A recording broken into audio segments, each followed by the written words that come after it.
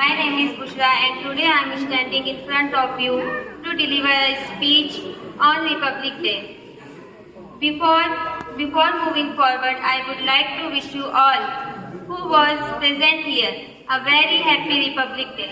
आप सभी को गणतंत्र दिवस तथा बसंत पंचमी की हार्दिक शुभकामनाएं। सबसे पहले मैं बसंत पंचमी के अवसर पर आप सभी से कुछ शब्द कहना चाहूंगी। धार्मिक मान्यताओं के अनुसार बसंत पंचमी के दिन माँ सरस्वती देवी का जन्म हुआ था, इसलिए इस दिन को माँ सरस्वती के जयंती के रूप में मनाया जाता है। जिस प्रकार दिवाली में धन और समृद्धि की देवी माँ लक्ष्मी की पूजा की जाती है, नवरात्रि के दिन में शक्ति और वीरता की देवी माँ दुर्गा की पूजा की जाती है, उसी प्रकार बसंत पंचमी के दिन में विद्या और बुद्धि की देवी माँ सरस्वती जी की पूजा की जाती है। इस दिन सभी ज्ञानार्जन जिससे हमें ज्ञान की प्राप्ति होती है, उन सभी की पूजा की जाती है और उन सभी को सम्मान दिया जाता है।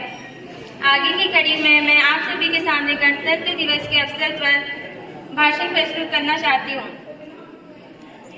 ना पूछो जमाने को कि क्या हमारी कहानी है, ना पूछो जमाने को कि क्या हमारी कहानी है। हमारी तो पहचान सिर्फ यही है कि हम हिंदुस्तानी हैं,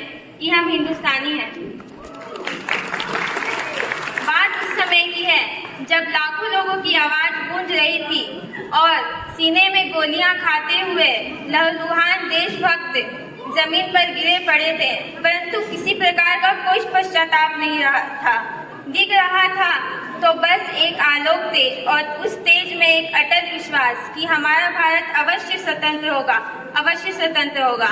और 15 अगस्त सन 1947 को उनका यह विश्वास प्रतिफलित भी हुआ। क्योंकि यह देश महापुरुषों का है, यह देश गुणी विद्वानों का, यह देश साध्वी संतों का, यह देश वीर बलवानों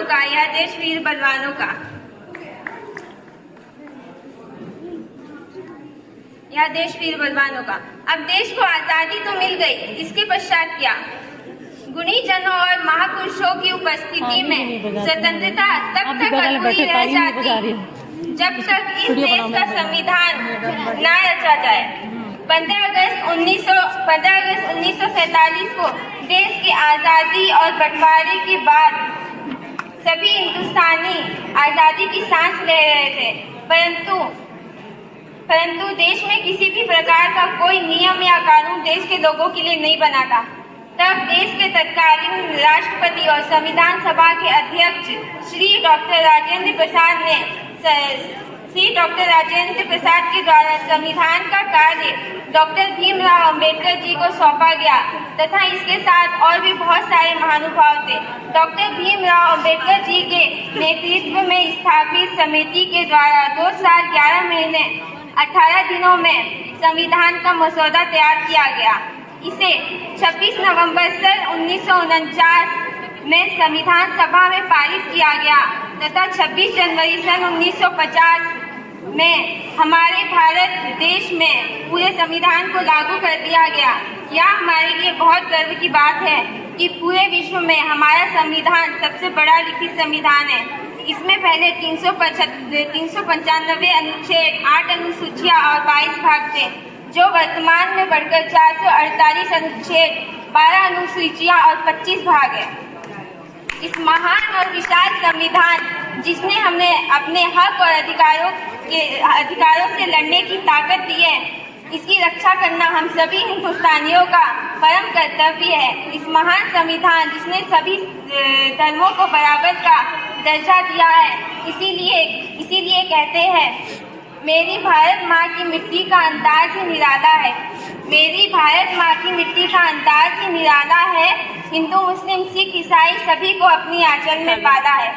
आखिर की 2 लाइनों के साथ मैं अपनी वाणी को विराम देना चाहूंगी कि कर सलामी उस झंडे को जिससे तेरी शान है, कि कर सलामी उस झंडे को जिससे तेरी शान है, फहराना ऊंचा हमेशा इसको जब तक तुझमें जान है। जय हिंद, धन्यवाद। आपने जोरदार भाषण प्रस्तुत किया है। इस मंच को और